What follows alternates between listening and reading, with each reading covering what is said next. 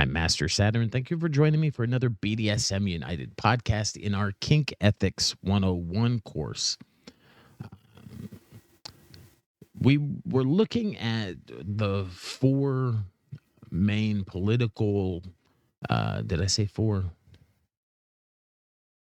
The five main political, or sorry, the five main philosophical uh, and ethical schools that sprung up after this golden age of Greek philosophy, that of Socrates and Plato and Aristotle.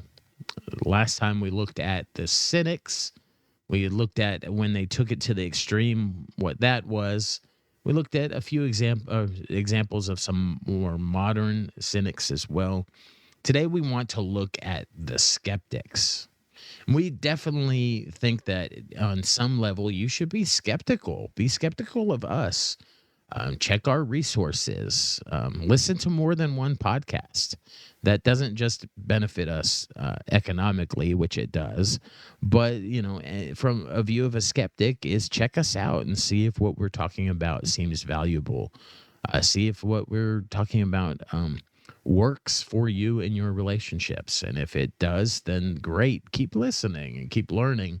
But if you don't agree with us, then that's fine. There's other places that you can go and learn similar things. You're not going to learn this stuff. Uh, you're going to learn, a lot of the same things, in our opinion, over and over again. But, we take a more holistic approach to kink and BDSM education. That's why we're talking about ethics and talking about it in such a ongoing ongoing series that takes so many different episodes. But to be skeptical means to openly question some kind of truth or fact with a tendency towards disbelief of the matter in the long run. Of a similar frame of mind were the Skeptics, an ancient Greek collective of philosophers who didn't believe that moral certainties could be, well, they couldn't be certain. They were skeptical of any and all kinds of objective morality. They saw them as either a construct of man and society, or that they were simply not proven or provable to be universally or objectively true. While they respected a good argument could be made for either side of a moral issue, they lived in a moral uh, they lived in a moral way, and so generally tended to recommend following uh, the prevailing social conventions as to what acts were and were not moral. In other words, whatever was popular at the moment and seemed to work at the moment was the way that they were already living, was the way that they should keep living. In skepticism, the name of the game was to doubt everything. Not only could big truths not be proven, but doubting everything was also the path to happiness. I'm not sure that that is true. I'm not sure that that's necessarily a great thing. You have to have some things that are solid and stable for yourself. You have to have something. Excuse me. The kind of skepticism discussed in an ethical sense, uh, is associated to a Greek thinker named Pyro. Boy, that's a great name, Pyro. Uh, and we want to say that's thinker, not he wasn't an official philosopher. Pyro and his school were not part of the mainstream. He wasn't trained in Plato's academy or any other major school. I guess he was homeschooled. Pyro was a painter from the Greek coastal town of Elis. Uh, His most major philosophical influence was Eastern mysticism, which he studied when he accompanied Alexander the Great on an exploration of India. The main difference between Western and Eastern philosophies is really a question of worldview. In the West, direct, concrete answers are often sought. In the East, there's more of an acceptance of both the mystery of the world and the reality that there will always be bad to go along with the good, and there's nothing anyone can do to stop that. Now, this Eastern perspective is reflected in the philosophies of Pyrrho. His view was don't even try to make a judgment on every matter, or really any matter. He didn't even trust his own senses, and other people had to walk him around so he didn't kill himself or trip over anything. A story about him goes that he was once on a ship that was hit by a storm, and everyone on board thought they were going to die, but not Pyro, who stayed calm and pointed to a pig on board who was oblivious.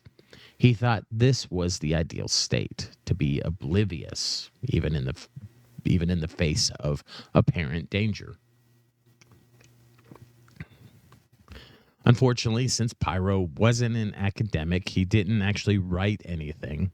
But his school thrived for centuries, and some works of his students survived, uh, particularly those of a doctor named Sextus Empiricus, who wrote the outlines of Pyrrhonism. His definition of skepticism refined is an ability to place appearances in opposition to judgments in any way whatever. By balancing reasons that are opposed to each other, we first reach the state of suspension of judgment and afterwards that of tranquility. And that's how skeptics approach knowledge, truth, and ethics. They go with what seems to be the most right, if that's even possible. And oftentimes, the most right is whatever's just the most right there at that moment. It's a simple theory, but it's has a lot of problems, especially of any ethical argument, and that is perception. Skeptics propose that there's always at least two ways of perceiving anything: the point of view and the experience.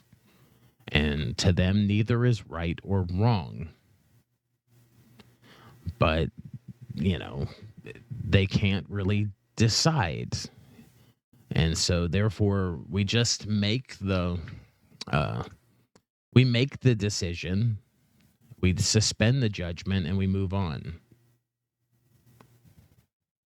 Skeptics sidestep their dilemma by stating that it's perfectly fine to say, I don't know. From a skeptic's point of view, that simple admission leads to happiness because the debate has been ended preemptively without having the debate, without having to decide. If no particular perception is right, then one doesn't need to be right, and one doesn't need to prove another person wrong.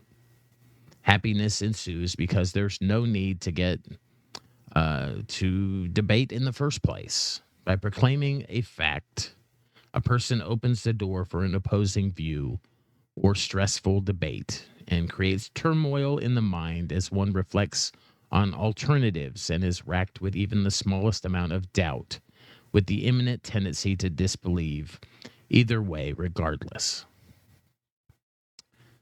So it's definitely an interesting perspective. I think we can take a little bit of skepticism. Like I said, be skeptical of us. Ultimately, you need to decide whether what we teach is right or wrong. Be skeptical about people and quit trusting everybody in our community flat out, definitely. But don't view everybody as just, right or wrong, just on your own viewpoints without having some, without making some judgments. You definitely have to make some judgments and you have to have a basis for your judgments. And there should be some level of consistency there. And what I mean is you have to have some consistent things in your worldview in your life that, that you don't sway from. Some things that, like for instance, if you say that consent is important, then consent should be important across the board when you make all the different decisions. It's not just that consent is important right this moment, and then maybe consent isn't important in this other moment, and maybe it is again, and then it isn't again. You just need to have something consistent. And because you'll lead to a lot of ridiculousness and absurdity if there are if there are no absolutes within your own worldview. It doesn't mean that you have to hold like some Bible or holy book as absolute truth. It doesn't mean that you have to hold some scientific textbook as absolutely true, but there should be some things within your view that you view as absolutely true. And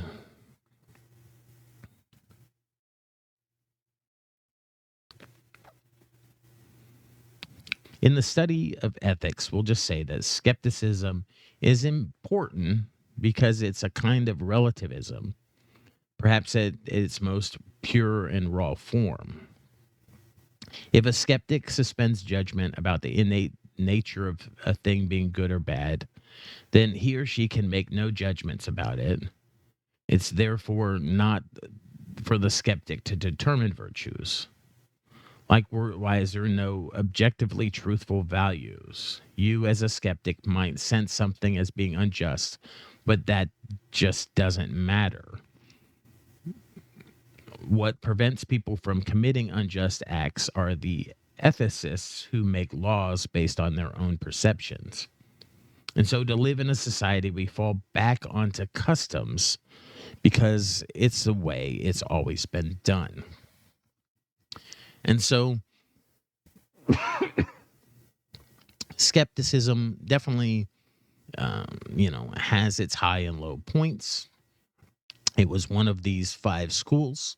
And so we wanted to definitely mention it. And like I said previously, and I'll say it again, eat the meat, spit out the bones, take what's applicable, and move on. History informs us, but it doesn't necessarily rule us. And so we're not doomed to repeat it. We're not doomed to be an absolute cynic and walk around as a beggar in a barrel. We're not, we don't have to be, we're not plagued to be the absolute the absolute skeptic and just ride through life where there's nothing is absolutely good or bad. We're just kind of floating through existence.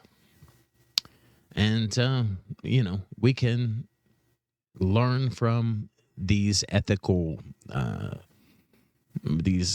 ethicists, and we can take some of what they have to offer, or we can reject some of what they have to offer, and we can apply it to our own ethics and how we do our kinky play and how we build our BDSM community.